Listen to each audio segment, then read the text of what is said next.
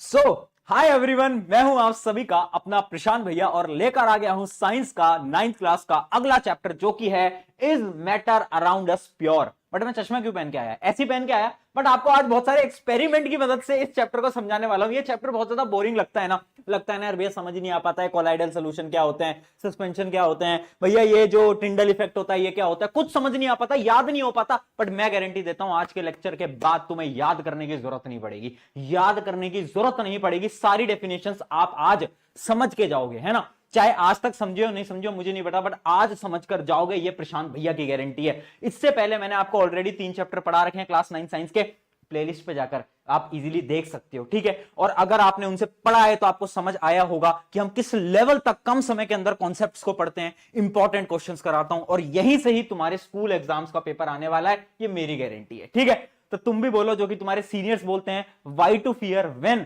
प्रशांत भैया is here, ठीक है। तो मैं तुम्हारे साथ हूं, जब तक मैं साथ हूं डरने वाली बात नहीं है। इतना पढ़ा दूंगा कि कम समय के अंदर अच्छी चीजें समझ आएंगी, डीपली समझ आएगा, पेपर में एक सवाल नहीं छूटेगा, इतना मैं पढ़ा दूंगा, ये मेरी गारंटी है। बस काम तुम्हें ये करना पड़ेगा, इसके नोट्स में टेलीग्राम या फिर डिस्क्रिप्शन में दे दूंगा, वो नोट्स आपको एक बार रीड करने पड़ेंगे, बस उतना करोगे काम बन जाएगा, नंबर एकदम फुल आ जाएंगे। चलो भाई स्टार्ट करते हैं। पहला जो मेरी चीज है कि यार इसके अंदर हम कौन कौन से टॉपिक्स करने वाले हैं ना, बहुत सारे इसके टॉपिक्स होते हैं, जिसकी क्लासिफिकेशन ऑफ मैटर। देखो मैटर जो है वो हमने पहले चैप्टर के अंदर पढ़ा था। मैटर क्या होता था? हाँ बोल भाई, मैटर क्या होता था? Anything that has mass and occupy space. बात सही है भैया, याद है याददाश्त में एकदम, बहुत बढ़िया बेटा। तो मैटर के बारे में पता है। आज उसी मैटर के बारे में हम जानेंगे कि मैटर यार प्योर है, इम्प्योर है, अगर प्योर है तो कैसा, इम्प्योर है तो कैसा है। उसके अलावा बहुत सारी नई चीजें भी पढ़ेंगे, कोलाइडल सोल्यूशन वगैरह वगैरह वगैरह, फिजिकल चेंज, केमिकल चेंज, सारी चीजें जितना आपके लेटेस्ट सिलेबस के अकॉर्डिंग है वो सब हम पढ़ेंगे। तो एकदम फटाफट से शुरू करते हैं। पहला सवाल मैं आपसे पूछता हूं जो कि है कि भाई प्योर होता क्या है, प्योर शब्द का मतलब क्या है। जैसे कि आपके घर के अंदर आता है भाई दूध, है ना, तो मम्मी बोलती है कि यार घर में ना शुद्ध दूध आ रहा है ना, शुद्ध दूध आ रहा है। शुद्ध जो वर्ड है, प्योर जो वर्ड है, उसका क्या मतलब होता है ना। आप ये पूछ सकते हो कि भैया अगर मिल्क प्योर है, इसका मतलब है कि मिल्क पूरी तरीके से प्योर है। हमारे घर में जो मिल्क आ रहा है क्या वो प्योर है? मैं बोलूंगा तुम्हारी मम्मी के अकॉर्डिंग तो वो प्योर है, बट साइंस के अकॉर्डिंग वो प्योर नहीं है। साइंस की डेफिनेशन एकदम अलग है। साइंस बोलती है कि प्योर वो नहीं है जो कि तुम सोचते हो, ये अलग है। कैसे अलग है समझाऊंगा, टेंशन मत लो, टेंशन मत लो। बट समझाने से पहले अपनी एनर्जी लेवल, अपना जोश लेवल एकदम हाई रखना। और जोश मीटर अपना कमेंट भी कर दो कि कितनी एनर्जी, 100 में से जोश मीटर कितना है, फटाफट से अभी कमेंट करके चैट में मुझे बता भी दो, क्योंकि एनर्जी बहुत जरूरी है बेटा। एनर्जी हाई रहेगी, लेक्चर में मजा आएगा। चलो देखो, एक टेबल मैं आपको दिखाता हूं और इसी टेबल को डिटेल में आज हम इस चैप्टर के अंदर पढ़ने वाले हैं। टेबल क्या है? अगर आप देखोगे तो मैटर बेसिकली 2 टाइप के होते हैं। सबसे पहले आता है हमारा प्योर, एक होता है प्योर और एक होता है क्या, इम्प्योर। एक होता है प्योर, एक होता है इम्प्योर। प्योर क्या होता है डिटेल में पढ़ेंगे, बट प्योर के भी 2 टाइप होते हैं, एलिमेंट, कंपाउंड। एलिमेंट के 3 टाइप होते हैं, मेटल, नॉन मेटल, मेटल, सब डिटेल में पढ़ेंगे बेटा, टेंशन मत लो। और ये जो इम्प्योर सब्सटेंस होते हैं ना, इनको हम बोलते हैं मिक्सचर। मिक्सचर 2 चीजों को मिक्स कर देंगे, है ना। ये 2 टाइप के होते हैं, होमोजीनस और हेट्रोजीनस। डिटेल में पढ़ेंगे, टेंशन की कोई बात नहीं है। चलो किससे शुरुआत करें, क्या बोलते हो? प्योर सब्सटेंस से शुरुआत करें, प्योर सब्सटेंस से शुरुआत करें। केमिस्ट्री की डेफिनेशन में, साइंस की डेफिनेशन में भैया प्योर क्या होता है यार? भैया ये बता दो। हमारा आपने बोल दिया दूध प्योर नहीं है यार, मम्मी को बुरा लग गया, तब क्या? मम्मी तो सोचती थी कि दूध एकदम शुद्ध है। नहीं नहीं बेटा, शुद्ध नहीं है। प्योर की डेफिनेशन देखो, प्योर है, pure substance are defined as the substance that are made up of only 1 type of atom और 1 टाइप ऑफ मॉलिक्यूल। जो कि एक टाइप की चीजों से बनते हैं, उनको हम बोलते हैं क्या? उनको हम बोलते हैं प्योर। दूध के अंदर तो बेटा बहुत सारी चीजें होती हैं, कैल्शियम, विटामिन, मतलब बहुत सारे मॉलिक्यूल्स होते हैं, है ना। तो इसका मतलब क्या है कि जो आपका जो दूध है वो प्योर नहीं है। नहीं है भैया, स्कैम हो गया, स्कैम। प्योर क्या है? प्योर वो चीज है जो कि एक टाइप की चीज से बना है, जैसे कि पानी। पानी प्योर है, क्यों? क्योंकि भाई पानी तो एक जैसा है ना। पानी को कभी भी तुम केमिकली लिखोगे तो पानी को लिखोगे तो H2O ही ना, है ना। कभी तुम्हारे घर में पानी H2SO4 तो नहीं आता ना, केमिकली तो यही आता है ना, H2O। अगर H2SO4 तुम्हारे घर में पानी आ रहा है बेटा, गड़बड़ है, तुम्हें एसिड पिलाई जा रही है, याद रखें। तो देखो आपको पता है पानी तो पानी रहता है, मतलब वो एक प्योर सब्सटेंस है। अब भैया हम कैसे पहचानेंगे यार क्या प्योर है क्या इम्प्योर है? थोड़ा कुछ बता तो दो, कुछ डेफिनेशन तो दो, कुछ कैरेक्टरिस्टिक्स तो दो, कैसे पहचाने? मैं तुम्हें बोलता हूं कैरेक्टरिस्टिक्स याद करने का एक सिंपल सा तरीका है जो कि है CID। CID क्या है भैया? यार CID आता था, दया दरवाजा तोड़ दो, वही वाला CID ना, ना ना वो वाला नहीं। ये देखो, ये अलग CID है, आपको बस CID याद रखना है। C से है कंसिस्टेंट प्रॉपर्टीज, यानी जितने भी प्योर सब्सटेंसेस हैं उनकी प्रॉपर्टीज कंसिस्टेंट हैं, यानी सेम है। कंसिस्टेंट क्या होता है? लगातार। जैसे कि तुम तो कंसिस्टेंट पढ़ाई कर नहीं पाते हो, 2 मिनट पढ़ते हो मोबाइल फोन खोल लेते हो, तुम कंसिस्टेंट नहीं हो। बट बेटा प्योर जो सब्सटेंसेस होते हैं वो कंसिस्टेंट रहते हैं, उनकी प्रॉपर्टी सेम रहती है। कैसी प्रॉपर्टी? जैसे कि यार उनका boiling point, melting point, density, colour सब कुछ सेम रहता है, बदलते नहीं है, बदलते नहीं है, ठीक है, ये एकदम सेम रहते हैं। आई से क्या है बेटा? आई से है इनसेपरेबिलिटी। ध्यान से देखना, इनसेपरेबिलिटी का मतलब क्या है? अलग अलग नहीं हो पाते फिजिकल मीडियम से। इमेजिन करो तुम्हारे पास पानी है, पानी क्या है? H2O। अब मैं तुम्हें बोलूं इस पानी का हाइड्रोजन मुझे अलग कर दे, ऑक्सीजन मुझे अलग कर दो, और वो भी किसी फिजिकल प्रोसेस से, मतलब केमिस्ट्री का यूज मत करो, केमिकल प्रोसेस का यूज मत करो, फिजिकल प्रोसेस से कर दो। तू पानी को खींच और बोल उसको कि यार हाइड्रोजन मेरे पास आ जा, ऑक्सीजन मेरे पास आ जा, आएगा कभी? नहीं आएगा भाई। कैसी बात कर रहे हो भैया, पॉसिबल ही नहीं है। वही तो बात है। मतलब याद रखना कि जो प्योर सब्सटेंसेस होते हैं वो इनसेपरेबल होते हैं बाय फिजिकल। क्या? By physical mean. कोई भी फिजिकल प्रोसेस से उन्हें अलग नहीं किया जा सकता। अगला देखते हैं, अगला है डी से क्या है? डेफिनेट कंपोजिशन, यानी उनका एक डेफिनेट और यूनिफॉर्म कंपोजिशन होता है ना, है ना। जैसे कि आप देख सकते हो, अगर आप H2O को देखो तो 2 हाइड्रोजन 1 ऑक्सीजन से कंबाइंड हैं। तो ये क्या है? ये कंपोजिशन है कि 2 हाइड्रोजन हमेशा 1 ऑक्सीजन से कंबाइन होंगे। कभी ऐसा नहीं होगा कि 4 हाइड्रोजन 1 ऑक्सीजन से कंबाइन हो रहे हैं, ऐसा कभी नहीं हो सकता। हमेशा होगा तो ऐसा ही। तो एक डेफिनेट कंपोजिशन होता है। तो याद रखेंगे CID। कोई भी पूछे चलते फिरते कि भाई बता दो यार प्रॉपर्टीज हैं प्योर सब्सटेंस की, तो बोल देना CID, काम खत्म। चलो आगे बढ़ते हैं। अब देखते हैं कि भैया प्योर सब्सटेंसेस कितने टाइप के होते हैं।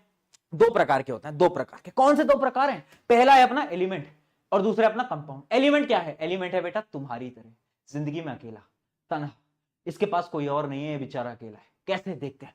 एलिमेंट जो है, element is basic form of matter that can not be broken down into simpler substances by chemical reaction. Element वो है जो कि हमेशा अकेला है, और जो अकेला होता है ना बेटा उसको कोई तोड़ नहीं सकता, है ना। जो जिंदगी में अकेला है उसको कोई तोड़ नहीं सकता, क्योंकि उसके पास कुछ खोने को नहीं है। सिमिलरली जो अकेला अपना एलिमेंट होता है, जैसे कि मान लो अकेला आयरन है, अब आयरन को तुम और ब्रेक डाउन नहीं कर सकते, आयरन हमेशा आयरन ही रहेगा।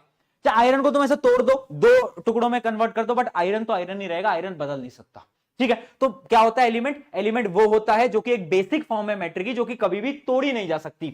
सारे एलिमेंट्स होते हैं, आयरन होता है, गोल्ड होता है, सिल्वर होता है, सारे आपके जितने भी एलिमेंट्स होते हैं। आगे देखते हैं कंपाउंड्स। कंपाउंड्स क्या होते हैं? कंपाउंड्स होते हैं बेसिकली 2 या 2 से ज्यादा एलिमेंट्स जब आ जाते हैं, साथ में मिल जाते हैं, उसको हम बोलते हैं क्या? कंपाउंड। जैसे कि पानी, पानी में देखो हाइड्रोजन एक एलिमेंट, ऑक्सीजन एक एलिमेंट, दोनों आकर मिल गए, क्या बनाया? पानी। यानी ये क्या है? ये है अपना कंपाउंड। ऐसे ही एक और एग्जांपल देता हूं, CO2, ये भी क्या है? अपना कंपाउंड। एलिमेंट, कंपाउंड, डिफरेंस, समझ आ गया। अभी और डिटेल में पढ़ेंगे कंपाउंड के बारे में, बट सबसे पहले इस एलिमेंट भैया को उठाते हैं और इनसे बातचीत करते हैं। भाई कैसे हो? हाँ भाई कैसे हो? चल रहे हो? क्या तुम्हारी जिंदगी में चल रहा है? तो चलो सबसे पहले एलिमेंट को देखते हैं अपन।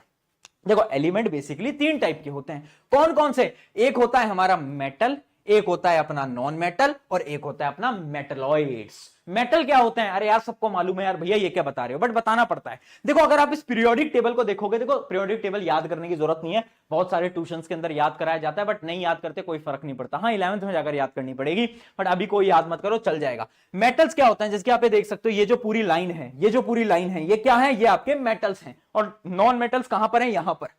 और जो बीच में है वो क्या है? वो है मेटलॉइड्स। तो मेटल्स क्या होते हैं? बेसिकली मेटल्स की कुछ प्रॉपर्टीज होती हैं, है ना। हम कैसे पहचानेंगे कि मेटल है या नॉन मेटल?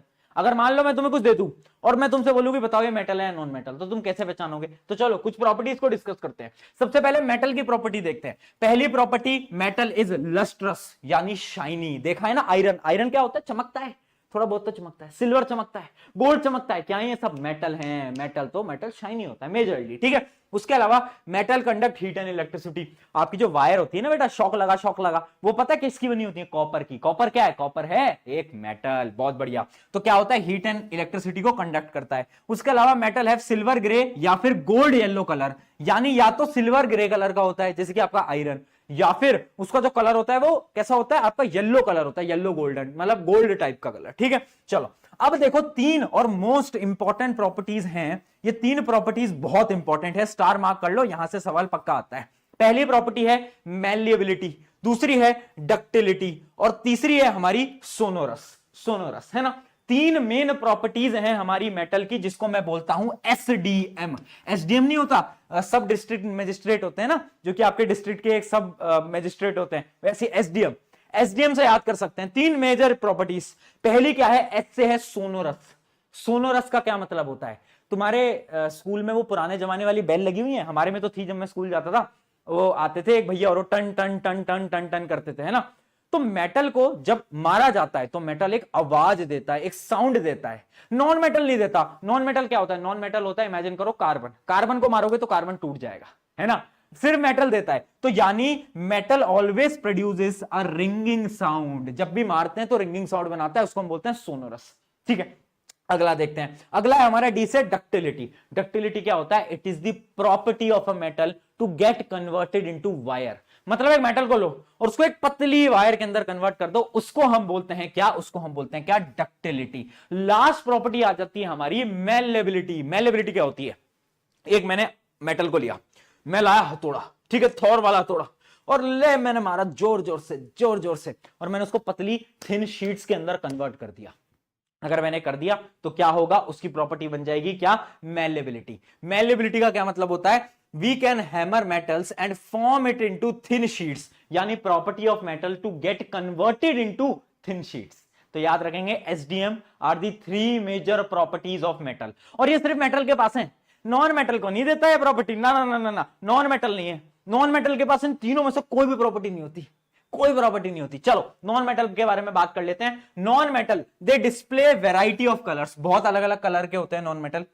उसके अलावा दे आर पुअर कंडक्टर, एक तो कंडक्ट नहीं करते इलेक्ट्रिसिटी को, हीट को, किसी को कंडक्ट नहीं करते भैया। उसके अलावा क्या है, they are not lustrous, sonorous, malleable, तीनों में सब कुछ भी नहीं है भैया। एग्जाम्पल क्या है, कार्बन है, ऑक्सीजन है, नाइट्रोजन है, ये सब क्या है, जो गैस आप देख रहे हो ये सब क्या है, ये सब है आपके नॉन मेटल्स। ठीक है, अब लास्ट आ जाता है मेटलॉइड। मेटलॉइड कुछ नहीं है, देख ये मेटल, ये नॉन मेटल, बीच में बेचारा मेटलॉइड फंस गया। तो मेटलॉइड को एक हाथ से मेटल खींच रहा है, एक से नॉन मेटल, तो कभी वो मेटल की प्रॉपर्टी दिखा रहा है, कभी नॉन मेटल की दिखा रहा है, कभी मेटल की, कभी नॉन मेटल की। ये डांस क्यों कर रहा हूं मैं ठीक है, तो मेटलॉइड क्या होता है, element that having intermediate properties between those of metal and non metal are called metalloid. ठीक है, यहां तक क्लियर है। चलिए आगे बढ़ते हैं। एग्जाम्पल क्या है, एग्जाम्पल है बोरोन, सिलिकॉन, जर्मेनियम, ये इसका एग्जाम्पल है, एग्जाम्पल याद रखना बेटा।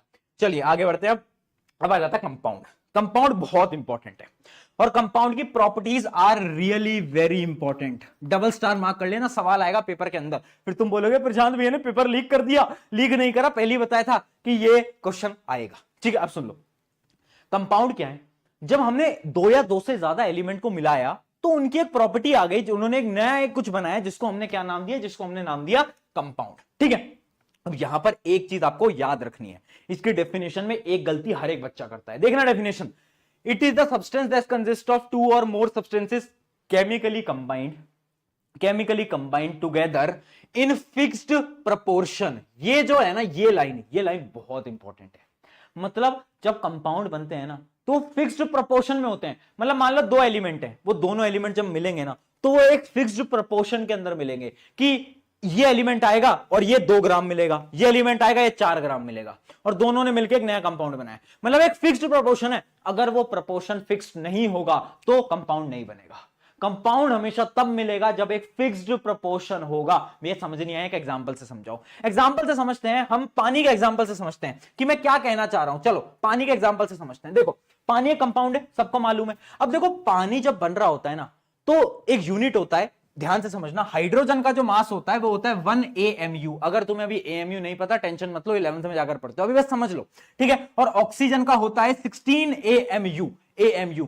तो क्या होता है, दो हाइड्रोजन आते हैं यानी 2 AMU आते हैं और ऑक्सीजन के आते हैं 16 AMU, यानी जो रेशियो होता है वो बनता है 1:8। जब भी हाइड्रोजन और ऑक्सीजन के मासेस का रेशियो ये होगा ना तभी पानी बनेगा। अगर ये रेशियो थोड़ा सा भी हिल गया ना, अगर इमेजिन करो थोड़े से ज्यादा ऑक्सीजन आ गए, मान लो ये हो गया 1:9, तो कभी भी पानी नहीं बनेगा। Compound can never be formed, यानी एक फिक्स्ड प्रोपोर्शन होना चाहिए। अगर एक फिक्स्ड प्रोपोर्शन नहीं होगा ना तो कभी भी पानी नहीं बन पाएगा, कोई भी कंपाउंड नहीं बन पाएगा। और सबसे बड़ी प्रॉपर्टी यही है, कंपाउंड की कि फिक्स्ड प्रोपोर्शन में हमेशा एक कंपाउंड बनता है। चलिए अब कुछ इंपॉर्टेंट प्रॉपर्टीज के बारे में बात करते हैं कंपाउंड की। तीन इंपॉर्टेंट प्रॉपर्टी है, ध्यान से समझना। पहली प्रॉपर्टी क्या है? These substances are chemically combined with each other in the fixed proportion. मैंने आपको बताई दिया केमिकली कंबाइन करते हैं, है ना, केमिकली कंबाइन करते हैं। अच्छा एक मैं आपसे बस एक क्वेश्चन पूछना चाहता हूं, आप खुद बताना चैट के अंदर। इमेजिन करो मैंने पानी लिया और उसके अंदर मैंने चीनी को घोल दिया, तुम्हें क्या लगता है, क्या अब कंपाउंड बना? नहीं बना बेटा कंपाउंड। क्यों नहीं बना? क्योंकि मैंने केमिकल प्रोसेस के थ्रू नहीं जोड़ा, मैंने तो पानी लिया उसमें चीनी मिला दिया, ये क्या है? एक फिजिकल प्रोसेस है। बट कंपाउंड कब बनते हैं? जब केमिकल कुछ प्रोसेस होता है, तब बनते हैं भाई कंपाउंड, तो याद रखना। ठीक है, अब देखना दूसरी प्रॉपर्टी क्या है। दूसरी प्रॉपर्टी है the properties of compound are different from the its constituent. मतलब समझाता हूं, देखो बड़ी एक इंटरेस्टिंग चीज बताने जा रहा हूं, आपका दिमाग ऐसे टक टक टक कर देगा, मजा आ जाएगा जीवन में। देखो हाइड्रोजन जो है, हाइड्रोजन की प्रॉपर्टी क्या है? हाइड्रोजन ना बहुत ज्यादा फ्लेमेबल गैस है। मतलब हाइड्रोजन ना अगर नेचर में जाएगी ना तो हाइड्रोजन बहुत जल्दी फट जाती है, आग लग जाती है ना। और ऑक्सीजन क्या करती है? ऑक्सीजन गैस कैसी है? ऑक्सीजन जो गैस है ना, अगर ऑक्सीजन आई तो आग बल्कि ज्यादा बढ़ेगी, है ना। ऑक्सीजन से क्या बढ़ती है? आग ज्यादा बढ़ती है ना। बट देखो कि कैसा खेल है इस पूरी प्रकृति का कि जब ये दोनों मिल जाते हैं और जब पानी को मिला लेते हैं तो पानी का काम क्या होता है? पानी आग बुझाया करती है। तो मतलब ये दोनों कहते हैं शैतान आदमी, बट दोनों जब मिल गए तो अच्छे आदमी बन गए। तो भाई देख रहे हो कितना अच्छा नियम है। और यही कंपाउंड का नियम होता है, जब एक कंपाउंड बनता है ना तो उसके जो दो एलिमेंट्स होते हैं ना, उन दोनों की प्रॉपर्टी गायब हो जाती है और जो कंपाउंड बनता है उनकी एक नई प्रॉपर्टी होती है, न्यू प्रॉपर्टी इज फॉर्म्ड। और लास्ट देखते हैं, the component of the compound can only be separated by chemical processes। यानी अगर मुझे अब H2O में से हाइड्रोजन और ऑक्सीजन को अलग करना है तो मैं फिजिकल प्रोसेस से नहीं कर सकता, मुझे कोई केमिकल प्रोसेस लगाना पड़ेगा। जैसे एक प्रोसेस होता है इलेक्ट्रोलाइसिस, 10th में जाकर पढ़ोगे, अभी मत पढ़ो, ठीक है। समझ गए? 3 पॉइंट याद रखेंगे, ये तीनों पॉइंट बहुत ज्यादा इंपॉर्टेंट है। यही 3 प्रॉपर्टीज हैं कंपाउंड की याद रखेंगे। चलो आगे बढ़ जाते हैं फटाफट से, ये आपको मैंने बता दिया है। अब आपके मन में एक सवाल, और ये सवाल मेरा आपसे है, classify the following into element, compound and mixture. जल्दी से करें। सोडियम क्या है? सोडियम एक प्रकार का मेटल है, तो ये क्या है बेटा? ये है एलिमेंट। इस पे लगा दूं ई, ये है एलिमेंट, ठीक है बेटा। फिर है सॉइल क्या होता है? सॉइल कोई कंपाउंड है, कोई मिक्सचर है? अरे यार भैया मिक्सचर क्या होता है ये तो बता दो पहले। चलो इस क्वेश्चन को अपन करते हैं, बट उससे पहले आपको एक बार पहले मिक्सचर बता देता हूं कि ये मिक्सचर क्या चीज है। अभी हमने पढ़ा कि भाई एलिमेंट क्या है, अभी हमने पढ़ा कंपाउंड क्या है ना। बट भैया वो मिक्सचर क्या होता है? चलो पहले हम मिक्सचर देख लेते हैं भैया, उसके बाद इस कहानी को समझेंगे। फटाफट से आते हैं मिक्सचर की तरफ। देखो मिक्सचर क्या होता है? Mixture is a impure substance. एक था प्योर, एक था इम्प्योर। जो इम्प्योर है ना वो क्या है? वो है हमारा मिक्सचर। समझ पाए? इम्प्योर क्या है? इम्प्योर है हमारा मिक्सचर, ठीक है। मिक्सचर की डेफिनेशन पढ़ते हैं।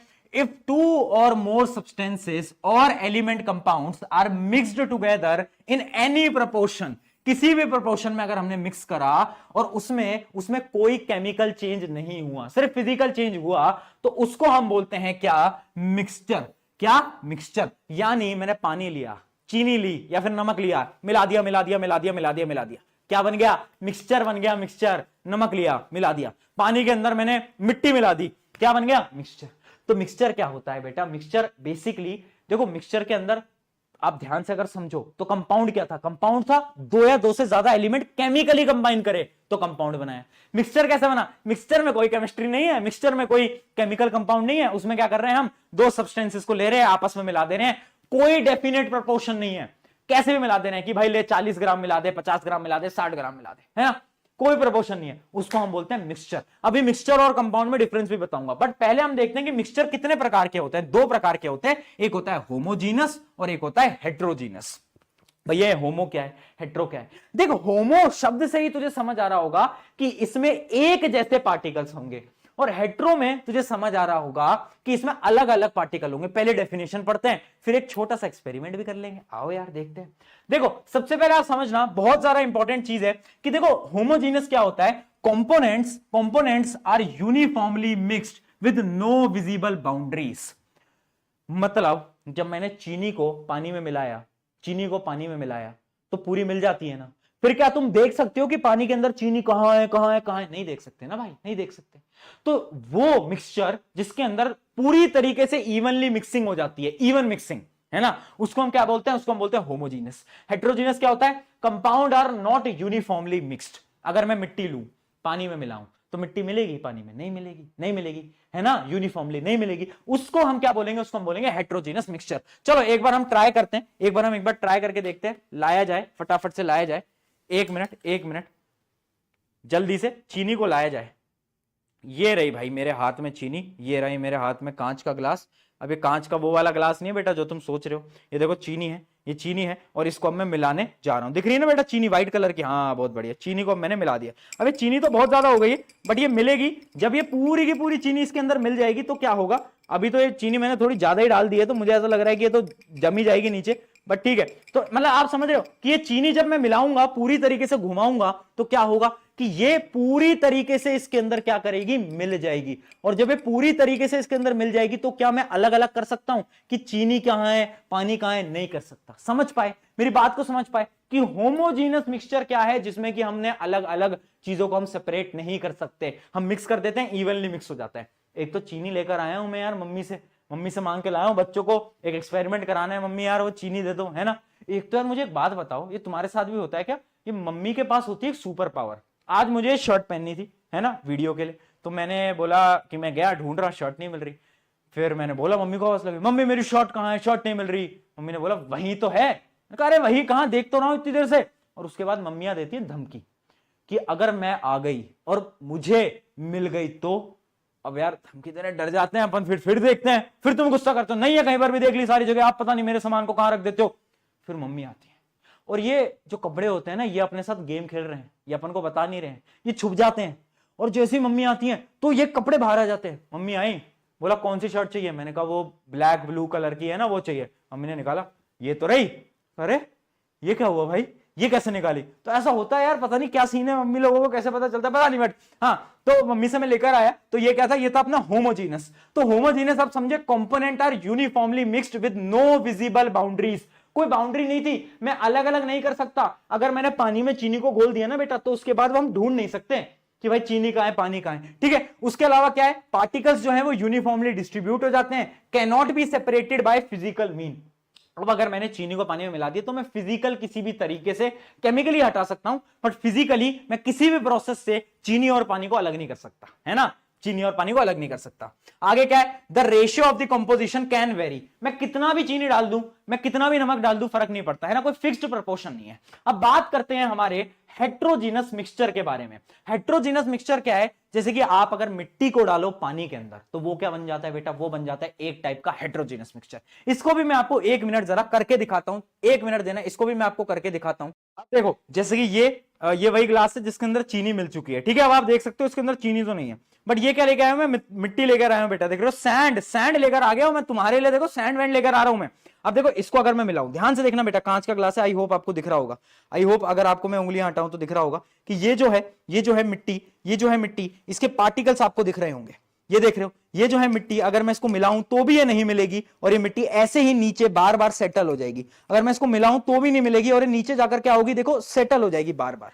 तो इस एक्सपेरिमेंट से मैंने आपको क्या बताना चाहा कि ये था अपना हेट्रोजीनस मिक्सचर। देखो हेट्रोजीनस मिक्सचर के अंदर क्या होता है, compounds are not uniformly mixed नहीं होते। और क्या होता है इसके अंदर, क्या होता है ना, हम सेपरेट कर सकते हैं, हम देख सकते हैं कि पानी ये रहा, मिट्टी ये रही, पानी ये रहा, मिट्टी ये रही, ठीक है। उसके अलावा क्या है, can be separated by physical mean. अगर मैं फिल्टर कर लूं, अगर मैं पानी को फिल्टर पेपर से निकालूं, तो मिट्टी अलग रह जाएगी और पानी आ जाएगा। तो मतलब फिजिकल मीन से साफ किया जा सकता है पानी को, है ना। तो मतलब हेट्रोजीनस मिक्सचर्स को फिजिकल मीन से क्लीन किया जा सकता है, सेपरेट किया जा सकता है, ठीक है। तो ये इसके कुछ एग्जांपल थे। आई होप आपको हेट्रोजीनस होमोजीनस मिक्सचर के बारे में समझ आ गया होगा। मिक्सचर क्या होता है वो क्लियर हो गया, एलिमेंट कंपाउंड मिक्सचर। अब मैं सबसे पहले तो आपको एक चीज दिखाना चाहता हूं कि what is the difference between mixture and compound. Compound और मिक्सचर के बीच में क्या डिफरेंस है, क्योंकि यह बहुत बड़ा सवाल है। क्योंकि देखो एलिमेंट्स को मैंने मिलाया, कंपाउंड बना, मैंने दो चीजों को मिलाया, मिक्सचर बना। डिफरेंस क्या है, डिफरेंस है प्रॉपर्टीज में। ध्यान से समझना, ध्यान समझना। पहले ही प्रॉपर्टी क्या है, formed by physical mixing two or more substance. Mixture कैसे मिल रहा है, फिजिकली मिला ले रहा हूं, बट कंपाउंड कैसे बन रहा है, केमिकली बाउंड होता है। कंपाउंड कैसे बन रहा है, केमिकली कंबाइन हो रहा है, ठीक है। अगला क्या है, ये एक प्रकार का इम्प्योर सब्सटेंस होता है, ये एक प्रकार का प्योर सब्सटेंस होता है। इसमें जो कॉम्पोजिशन होता है मिक्सचर में वो क्या होता है, वेरिएबल होता है, अलग अलग होता है। किसी भी, कितनी मिट्टी मिला लूं, कितनी चीनी मिला लूं, फर्क नहीं पड़ता, बट यहां पर फर्क पड़ता है। ठीक है, जब एक कंपाउंड बन रहा है तो फिक्स्ड प्रोपोर्शन में बनता है। अगला क्या है, इट कैन बी होमोजीनस और हेट्रोजीनस, बट कंपाउंड्स हमेशा क्या होंगे, होमोजीनस। याद रखना, compounds will always be homogeneous. जैसे कि पानी, पानी होमोजीनस है। आगे देखते हैं, can be separated by physical mean, ये भी अपने जो है मिक्सचर्स फिजिकल मीन से सेपरेट कर सकते हैं, अभी बताया, बट ये नहीं हो सकते। Compounds can never be separated, याद रखना। अगला देखते हैं, constituents retain their individual properties, यानी देखो अगर मैं चीनी को पानी में मिलाऊं तो चीनी की प्रॉपर्टी नहीं जाएगी। चीनी की प्रॉपर्टी क्या है, मीठा करना, पानी को वो मीठा कर देगी, तो मतलब प्रॉपर्टी में कोई बदलाव नहीं आया। बट जब मैंने हाइड्रोजन ऑक्सीजन को मिलाकर पानी मिलाया, पानी जब मैंने बनाया था तो हाइड्रोजन और ऑक्सीजन की दोनों की प्रॉपर्टी बदल गई थी, है ना, और पानी की एक डिफरेंट प्रॉपर्टी है। तो यानी प्रॉपर्टीज जो होती हैं कंपाउंड में बदल जाती हैं, बट जब हम एक मिक्सचर बनाते हैं तब कोई प्रॉपर्टी नहीं बदलती। ठीक है, तब कोई प्रॉपर्टी नहीं बदलती, है ना। Do not have defined melting and boiling point, इनका जो बॉइलिंग पॉइंट मेल्टिंग पॉइंट होता है वो एकदम फिक्स्ड होता है। ठीक है, और अगला क्या है, no new substance are formed, properties depend on the constituent. ये सारी चीजें मैं आपको बता चुका हूं कि कॉन्स्टिट्यूएंट्स की प्रॉपर्टी सेम रहती हैं, बट यहां पर अलग हो जाती हैं। ठीक है, तो ये जो टेबल है ना, ये तुम्हारे पेपर के अंदर आएगी। फटाफट से इस टेबल को आप नोट भी कर सकते हो, क्योंकि ये बहुत ज्यादा इंपॉर्टेंट टेबल है आप लोगों के लिए, सबके लिए बहुत ज्यादा इंपॉर्टेंट है। आगे बढ़ते हैं, आगे बढ़ते हैं। ये हो गया हमारा मिक्सचर और कंपाउंड। अब मैं आपको वही टेबल दिखाना चाहता हूं। अब मुझे बताओ कि कौन से हैं मिक्सचर, कौन से हैं एलिमेंट और कौन से कंपाउंड। फटाफट से मुझे बताओ कौन कौन से हैं इनमें से। देखो, सबसे पहले मैं बता देता हूं, सोडियम है एलिमेंट। क्यों? क्योंकि सोडियम एक मेटल है। बहुत बढ़िया। अगला है सॉइल। सॉइल क्या है, मिट्टी क्या है? अरे मिक्सचर है भाई, मिट्टी में बहुत सारी चीजें होती हैं, ये है मिक्सचर। शुगर सोल्यूशन, अभी मैंने दिखाया क्या होता है, ये भी तो मिक्सचर होता है। कौन सा होता है? Homogeneous mixture. सिल्वर क्या है? एक प्रकार का मेटल है। मेटल क्या होता है? Element. Calcium carbonate, calcium carbonate होता है CaCO3, ये एक टाइप का कंपाउंड है, केमिकली बाउंड होते हैं, तो ये क्या होता है? ये है अपना कंपाउंड यानी C। आगे बढ़ते हैं, टिन। टिन क्या है? एक प्रकार का मेटल, तो इसका भी आप लिख सकते हो, ये भी है एक एलिमेंट। सिलिकॉन, सिलिकॉन क्या है बेटा? सिलिकॉन एक प्रकार का मेटलॉइड है, तो ये भी है एलिमेंट। कोल क्या होता है? कोल होता है मिक्सचर। कोल के अंदर बहुत सारी चीजें होती हैं, कार्बन वगैरह बहुत सारी चीजें होती हैं। कोल एक मिक्सचर है। एयर भी एक मिक्सचर है। सोप भी एक मिक्सचर है। मिथेन क्या है? मिथेन है एक प्रकार का क्या? अरे बोलो यार, मिथेन है compound. Carbon dioxide compound. Blood क्या है? मिक्सचर। ब्लड में बहुत सारी चीजें होती हैं, blood is a type of mixture. ठीक है, आगे समझ। Element, element, compound, mixture. अगर ऐसे सवाल आए तो क्या बता दोगे? बता दोगे ना, है ना? बता दोगे भाई, बहुत बढ़िया, क्या बात है भाई। ऐसे ही आते हैं और सिंपल सिंपल सवाल आते हैं, तुम आराम से दे पाओगे, मजा भी आ रहा है। अब तुम बताओ, फील आ रही है, मजा आ रहा है, समझ में आ रहा है, और उसके साथ साथ क्या तुम्हें समझ आ रहा है और डीपली अंडरस्टैंड कर पा रहे हो, तब है कुछ बात। चलिए अब आगे बढ़ते हैं। एक सवाल आता है, और ये सवाल बार बार क्वेश्चन पेपर के अंदर आया, बहुत स्कूल्स के अंदर। आर अलॉय मिक्सचर और कंपाउंड? अलॉय क्या होते हैं भैया? हमें तो यही नहीं पता। अरे मैं बता देता हूं। तेरे घर में वो क्या होते हैं? वो तांबे के बर्तन है, ब्रास के बर्तन है, ब्रास के घरों में, कुछ कुछ घरों में होते हैं, है ना। तो ब्रास क्या है? ब्रास एक टाइप का अलॉय है। अलॉय क्या होता है? अलॉय होता है जब हम दो मेटल्स को या फिर नॉन मेटल्स को मिला देते हैं और हम एक नया कुछ बना लेते हैं, नया कुछ चीज बना देते हैं, उसको हम बोलते हैं अलॉय। अलॉय उसको हम बोलते हैं। अब सवाल ये आता है यार, अलॉय भैया क्या होगा? मिक्सचर है, कंपाउंड है, क्योंकि इसके अंदर दो मेटल्स मिल रहे हैं, दो एलिमेंट्स मिल रहे हैं। जब भी दो एलिमेंट्स मिलते हैं तो आपने बोला था भैया कंपाउंड बनता है, बट यहां पर कंपाउंड नहीं बनता, यहां पर मिक्सचर बोलते हैं हम अलॉय को। पता है क्यों अलॉय को मिक्सचर क्यों बोलते हैं? क्वेश्चन बार बार पूछा गया है, मैं आपको बता देता हूं। क्योंकि देखो, इसके कुछ एक दो रीजन है। सबसे पहला रीजन आप समझना, क्योंकि they retain their properties of constituent elements. मान लो मैंने लिया कॉपर, मैंने लिया जिंक, मैंने दोनों को क्या मिला? मिक्स करा, और मैंने एक नया अलॉय बनाया। अब जो अलॉय आएगा ना, उसमें कॉपर की प्रॉपर्टीज भी होंगी, जिंक की प्रॉपर्टीज भी होंगी, और जब कॉन्स्टिट्यूएंट एलिमेंट की प्रॉपर्टी होती है तब हम क्या बोलते हैं? तब है वो मिक्सचर।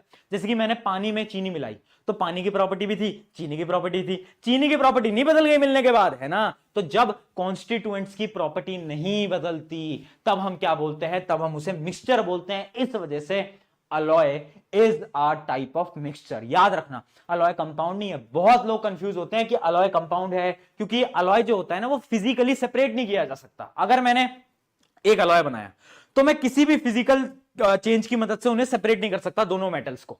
बट फिर भी अलॉय मिक्सचर है क्योंकि इसके अंदर कॉन्स्टिट्यूएंट्स की प्रॉपर्टीज सेम रहती हैं। और एक और रीजन है इसका बेटा, एक और रीजन है, इसमें कोई भी फिक्स्ड प्रोपोर्शन नहीं होता। जैसे कि मान लो H2 हमने जब बनाया, पानी जब बनाया, तो हमने हाइड्रोजन का एक फिक्स्ड रखा, ऑक्सीजन का एक फिक्स्ड रखा, दोनों का फिक्स्ड रखा। बट यहां पर नहीं होता भैया कुछ भी फिक्स्ड। यहां पर बोलते हैं तुम कितने परसेंट ले लो, 20, 30, 40%। जैसे कि जब हमें ब्रास बनाना है तो ब्रास में हम 30% के अराउंड लेंगे जिंक और 70% कॉपर लेंगे। तो एक ऊपर नीचे भी होता है ना, तो भी अलॉय बन जाता है। तो मतलब एक तो फिक्स्ड प्रोपोर्शन नहीं है, दूसरा कॉन्स्टिट्यूएंट्स की प्रॉपर्टीज सेम रहती हैं। बहुत बढ़िया बेटा, बहुत बढ़िया। आगे बढ़ते हैं, चलो।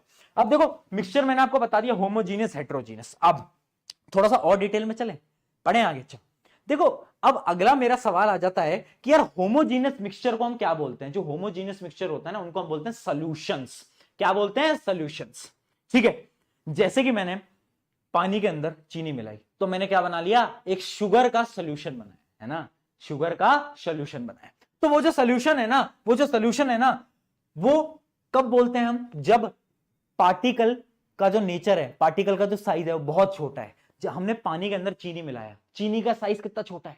जब भी पार्टिकल का जो साइज है वो बहुत ज्यादा छोटा है, जब हम क्या बोलते हैं? जब हम बोलते हैं कि एक सॉल्यूशन बन गया, एक सॉल्यूशन बन गया।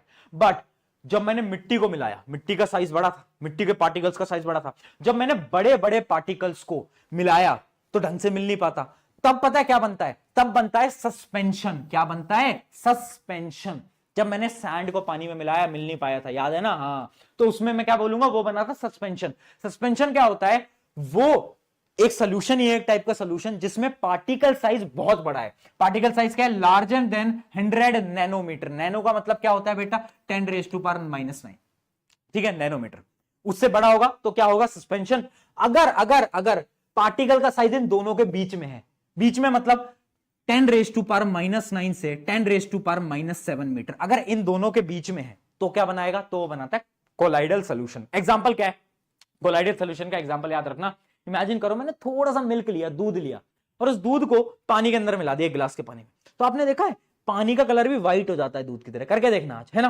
तो वो जो सोल्यूशन बनता है ना, क्योंकि देखो दूध जो होता है वो मिलता नहीं है पूरी तरीके से पानी में, है ना, अनइवनली मिलता है, अनइवनली मिलता है ना, पानी में पूरी तरीके से मिल नहीं जाता, थोड़ा थोड़ा थोड़ा मिलता है, व्हाइट कलर कर देता है पानी का। तो उसको हम क्या बोलते हैं? उसको हम बोलते हैं कोलाइडल सोल्यूशन। क्या बोलते हैं बेटा? Colloidal solution. तो याद रखना 3 प्रकार का होता है। सबसे पहला होता है सोल्यूशन। यह है एक प्रकार का होमोजीनियस मिक्सचर जिसके अंदर क्या होता है? पार्टिकल का साइज बहुत छोटा है, नन्ना मुन्ना, जैसे कि शुगर। एक होता है बहुत ज्यादा बड़ा पार्टिकल साइज, जैसे कि अपना सैंड, मिट्टी, ठीक है, उसको हम बोलते हैं सस्पेंशन। और एक होता है कोलाइडल सोल्यूशन जो कि इन दोनों के बीच का है, ठीक है, जैसे कि मिल्क। आ गया समझ में? तो ये तीनों की तीनों चीजें हैं। अब हमें पढ़ना है एक एक को डिटेल में।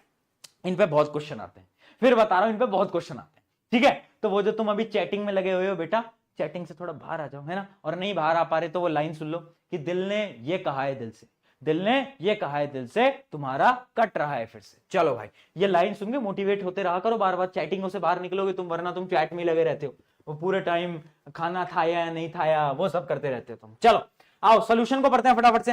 सोल्यूशन को देखते हैं। तो देखो सोल्यूशन के होते हैं 2 पार्ट्स, एक है सोल्यूट, एक है सॉल्वेंट। यानी पानी था और एक क्या था मेरे पास थी चीनी, शुगर। तो पानी क्या है? पानी है सॉल्वेंट।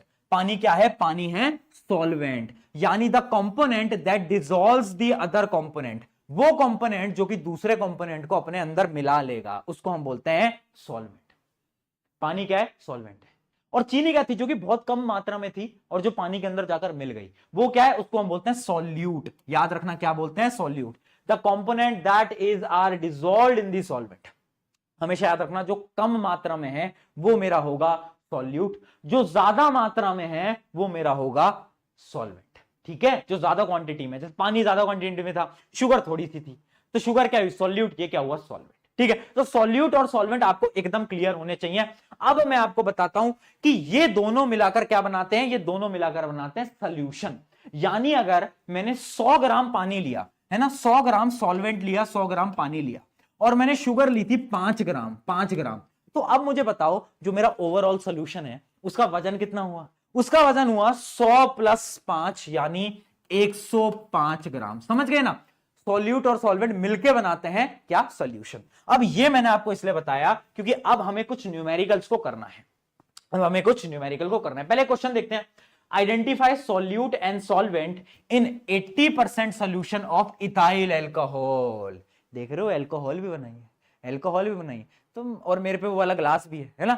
चलो चलो कंसंट्रेट बेटा, कंसंट्रेट। देखो, identify solute and solvent in 80% solution of ethyl alcohol with water.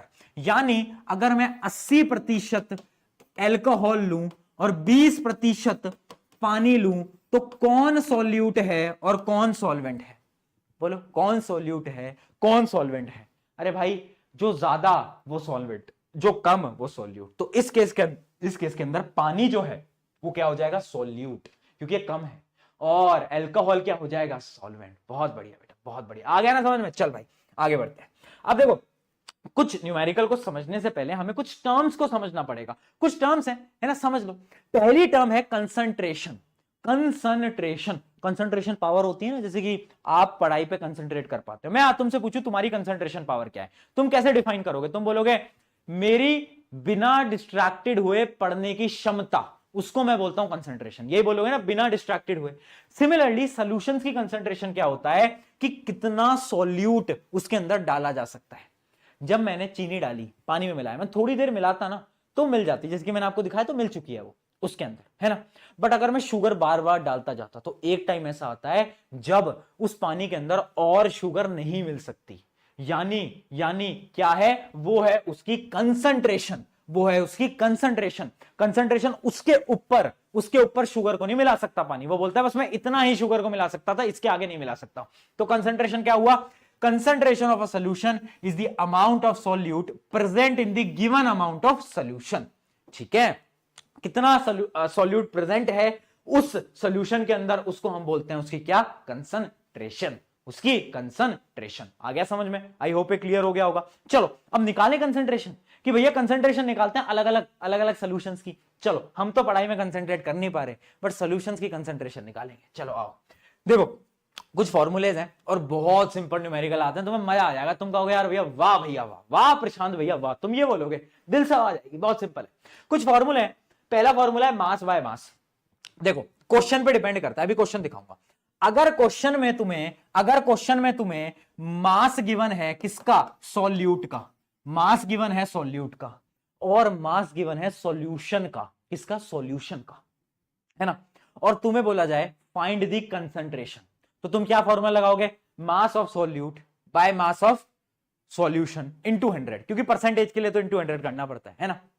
अगर क्वेश्चन के अंदर तुम्हें मास गिवन है सॉल्यूट का, इमेजिन करो एक दूसरा क्वेश्चन जिसके अंदर तुम्हें मास ऑफ सॉल्यूट तो गिवन है, मास ऑफ सॉल्यूट गिवन है, बट तुम्हें सॉल्यूशन की क्या गिवन है, वॉल्यूम गिवन है। वॉल्यूम समझते हो ना, वॉल्यूम कितना पानी है, वॉल्यूम गिवन है। तो कौन सा फॉर्मूला लगाओगे, तो फॉर्मूला लगाओगे mass of solute by volume of solution into 100। ठीक है, और अगर कोई और न्यूमेरिकल आ जाए जिसके अंदर तुम्हें वॉल्यूम गिवन है किसकी, सॉल्यूट की, और वॉल्यूम गिवन है सॉल्यूशन की, तो कौन सा फॉर्मूला लगाओगे बाबू भैया, सॉल्यूशन, कौन सा फॉर्मूला लगाओगे, volume of solute divide by volume of solution into 100। तो फॉर्मूला डिपेंड करता है कि हमें किस टाइप का न्यूमेरिकल दिया गया है। जिस टाइप का न्यूमेरिकल होगा, तीनों फॉर्मूले से एक भी चिपका देंगे और आंसर निकाल देंगे। चलो फटाफट से पहले क्वेश्चन को देखते हैं और उसको सॉल्व करते हैं। सॉल्युबिलिटी के बारे में बाद में बात करेंगे, पहले क्वेश्चन लगाया जाए। आ जाओ भाई, देखो क्या क्वेश्चन है, to make a saturated solution 36 gram of sodium chloride is dissolved in 100 gram of water at 293 kelvin, find the concentration at this temperature.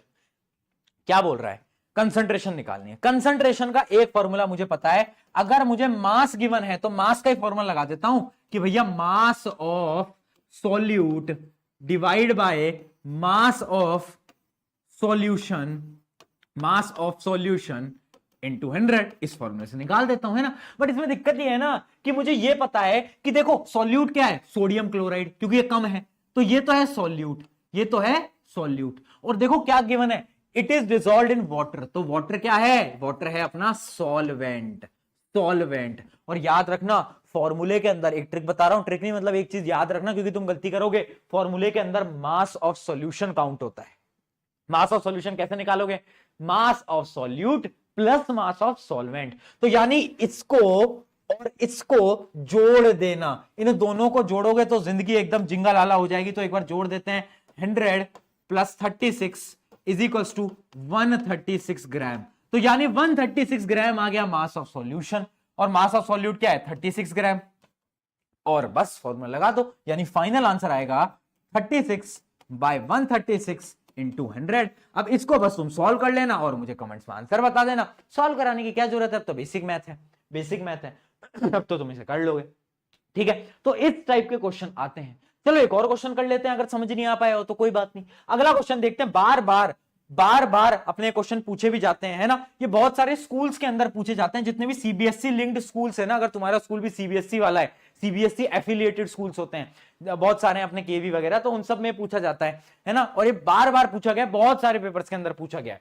देखो, a solution contains 60 gram of sugar in 480 grams of water, calculate the concentration of solution in the terms of mass by mass percentage.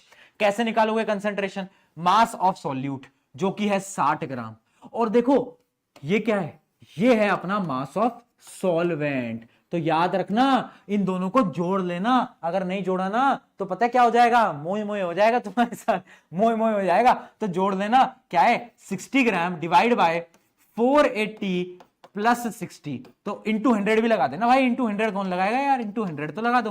तो ये आ जाएगा अपना mass of solute divide by mass of solution, mass of solution. समझ आ गया ना कि क्यों ले रहा हूं मैं, 540 इंटू 100।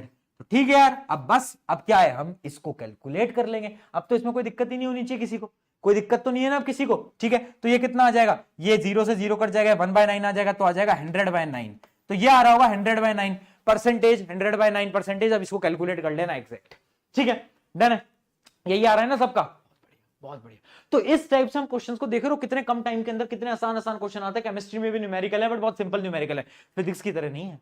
फिजिक्स मैंने आपको पढ़ा रखा है, तो आप देख लेना, है ना। बाकी अगला चैप्टर आपको कौन सा चाहिए वो भी आप मुझे कमेंट में जरूर बताना। ठीक है, चलो अब हम बढ़ते हैं आगे, और अब हम एक और क्वेश्चन देखते हैं, और ये क्वेश्चन बहुत अच्छा क्वेश्चन है एनसीईआरटी का। तो इस क्वेश्चन को भी एक बार देखते हैं, आपको और समझ में आएगा और डिटेल में आप जा पाओगे। देखो, प्रज्ञा टेस्टेड सॉल्युबिलिटी, एक तो एनसीईआरटी बुक वालों में यार हमेशा नाम लड़कियों का भी लिखते हैं भाई, जस्टिस फॉर बॉयज, लड़कों का नाम नहीं लिखते यार भाई, गद्दारी करते हैं हमारे साथ। Pragya tested solubility of 3 different substances at different temperature and collected the data as given below. बहुत बढ़िया, तो उसने कुछ अलग अलग टेम्परेचर पे अलग अलग सॉल्युबिलिटी को काउंट करा। बट भैया सॉल्युबिलिटी तो आपने पढ़ा ही नहीं, क्वेश्चन पहले आ गया, तो पहले यार सॉल्युबिलिटी समझ लेते हैं यार, है ना, वरना दिक्कत हो जाएगी। तुम कहोगे भैया यार सॉल्युबिलिटी तो बता दो। देखो सॉल्युबिलिटी क्या होती है, कंसंट्रेशन समझ गए ना, कि कितना सॉल्यूट प्रेजेंट है सॉल्वेंट में, वो है मेरा कंसंट्रेशन। सॉल्युबिलिटी क्या है, सॉल्युबिलिटी है जैसे कि सॉल्युबिलिटी ताकत है। मान लो तुम मुझसे पंजा लड़ाओ, तो मेरी ताकत, मैं शायद एक बच्चे को हरा दूं। अब कोई आ जाए भाई 100 किलो का पहलवान, वो मुझसे पंजा लड़ाए, मुझे हरा देगा वो, है ना। तो मतलब मेरी ताकत एक को पंजे से हराने की, है ना, तो वो क्या है, वो मेरी ताकत है, वो मेरी एबिलिटी है। सिमिलरली हर सॉल्यूशन की एक सॉल्युबिलिटी होती है। मतलब क्या है ये, इट इज द एबिलिटी, कितने सॉल्यूट को अपने अंदर आप डिसॉल्व कर सकते हो। एक सॉल्यूशन के अंदर कितना सॉल्यूट डिसॉल्व हो सकता है, उसको बोलते हैं उस सॉल्यूशन की सॉल्युबिलिटी, कि भाई इससे ज्यादा तो नहीं हो पाएगा। बस यही था लास्ट स्टेज, है ना। बहुत सारा नमक डाला जाए, एक टाइम के बाद उस पानी के अंदर नमक नहीं मिलाया जा सकता। तो वो जो टाइम होता है जिसके बाद पानी में नमक नहीं मिलाया जा सकता, वो थी उसकी सॉल्युबिलिटी। तो डेफिनेशन देख लेते हैं। Solubility of a solute in a solvent at specific temperature refers to the, यहां से स्टार्ट करना, maximum amount of solute that can dissolve in 100 gram of the solvent at that temperature. बहुत important है ये last वाली line, at a specific temperature. Imagine करो मैंने पानी के अंदर चीनी मिला ली, अब और चीनी नहीं मिल रही, है ना, और अगर मैं टेम्परेचर बदल दूं, अगर मैं टेम्परेचर बढ़ा दूं, तब क्या होगा, सोचो, पिछले चैप्टर से लिंक्ड है, मैं बताता हूं। इमेजिन करो तुम दो लोग खड़े हो, है ना, एक ऐसे दोनों पास खड़े, एकदम पास खड़े, ठीक है, ऐसे।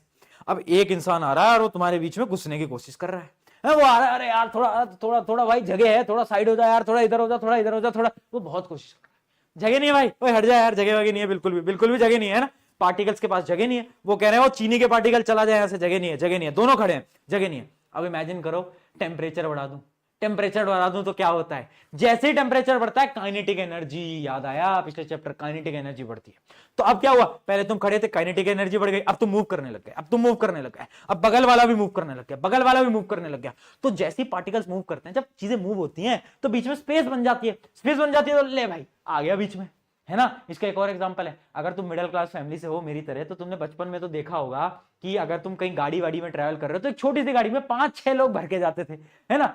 तो अब मान लो 3-4 लोग बैठे हुए हैं, अब एक लोग को और गुस्सा है तो कैसे बैठाते थे, वो बैठाते थे कि वो थोड़ा आगे पीछे हो जाओ यार, थोड़ा आगे पीछे होके एडजस्ट कर लो, ऐसे ही बैठाते थे ना। तो यानी जब मूवमेंट होती है, जब काइनेटिक एनर्जी बढ़ती है तो और चीजें अंदर आ जाती हैं। तो क्या मैं बोल सकता हूं, अगर मैं टेम्परेचर को बढ़ाऊंगा तो मेरी सॉल्युबिलिटी भी इंक्रीज हो जाएगी, हाँ या ना, आ गया समझ में। क्यों, क्योंकि काइनेटिक एनर्जी बढ़ी तो सॉल्युबिलिटी भी हुई, है ना। तो अगर मैं चीनी मेरी नहीं मिल पा रही, तो अगर मैं पानी को गर्म करूं और उसके बाद चीनी मिलाऊं, चीनी आराम से मिल जाएगी, ट्राई करके देख लेना।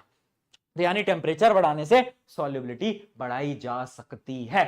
बहुत बढ़िया, आई होप यह कॉन्सेप्ट आपको एकदम क्लियर हो गया होगा सॉल्युबिलिटी वाला, कि टेम्परेचर पे सॉल्युबिलिटी का क्या इफेक्ट पड़ता है। चलो अब एक टेबल देखते हैं, उससे भी आपको समझ आएगा। मान लो कुछ कंपाउंड्स हैं, ये कुछ कंपाउंड्स हैं और इनकी सॉल्युबिलिटी के बारे में लिखा है। तो इनकी सॉल्युबिलिटी आप देखो, जैसे जैसे टेम्परेचर बढ़ रहा है ना, आप देखो टेम्परेचर, तो इनकी सॉल्युबिलिटी भी बढ़ती जा रही है। पहले 21, फिर टेम्परेचर बढ़ा तो 32 हो गई, फिर 62 हो गई, फिर 106 हो गई, 167 हो गई। मतलब जैसे जैसे अपना टेम्परेचर बढ़ रहा है सॉल्युबिलिटी भी बढ़ती जा रही है। आई होप ये क्लियर। अब सवाल ये उठता है, भैया अगर टेम्परेचर कम हुआ तो, अगर टेम्परेचर कम हुआ तो सॉल्युबिलिटी डिक्रीज होगी। हाँ, अगर टेम्परेचर, अब मान लो अब पार्टिकल थोड़ा थोड़ा थोड़ा मूव कर रहे थे, थोड़ा थोड़ा थोड़ा मूव कर रहे थे, ठीक है।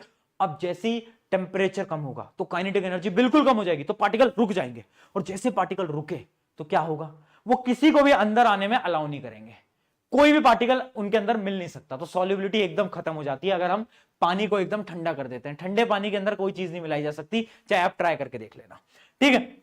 तो ये एक टेबल है जो कि आपको बता भी रही है कि कैसे कैसे कैसे आपकी सॉल्युबिलिटी बढ़ती है। इसके कुछ क्वेश्चंस थे, एक बार वो क्वेश्चंस देख लो, बहुत सिंपल क्वेश्चन है, उसमें कुछ दिमाग नहीं लगाना। What mass of potassium nitrate would be needed to produce saturated solution of potassium nitrate in 50 gram of water at 313 Kelvin?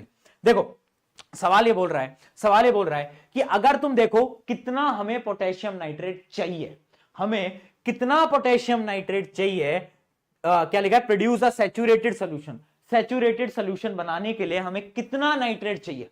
अब ये सैचुरेटेड सोल्यूशन क्या होता है, तो आपने अभी ये बताया हमें कि सॉल्युबिलिटी क्या होती है, पर भैया अब आपने सैचुरेटेड सोल्यूशन नहीं बताया, बता दो। देख, जब मैंने चीनी को पानी में मिलाया तो एक टाइम बाद अब पानी में और चीनी नहीं मिला सकते, तो यानी वो टाइम जिसके बाद और चीनी नहीं मिलाई जा सकती और सॉल्यूट्स ऐड नहीं किए जा सकते, उस टाइम पे हम बोलते हैं उस सोल्यूशन को सैचुरेटेड।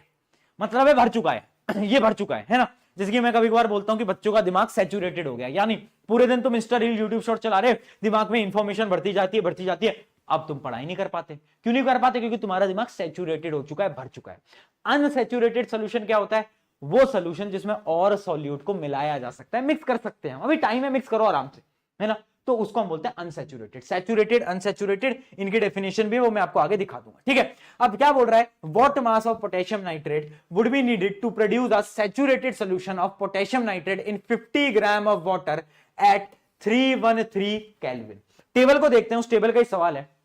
पोटेशियम नाइट्रेट को देखो, पोटेशियम नाइट्रेट को देखो और देखो 313 केल्विन जो कि यहां पर है, ये है 313 केल्विन।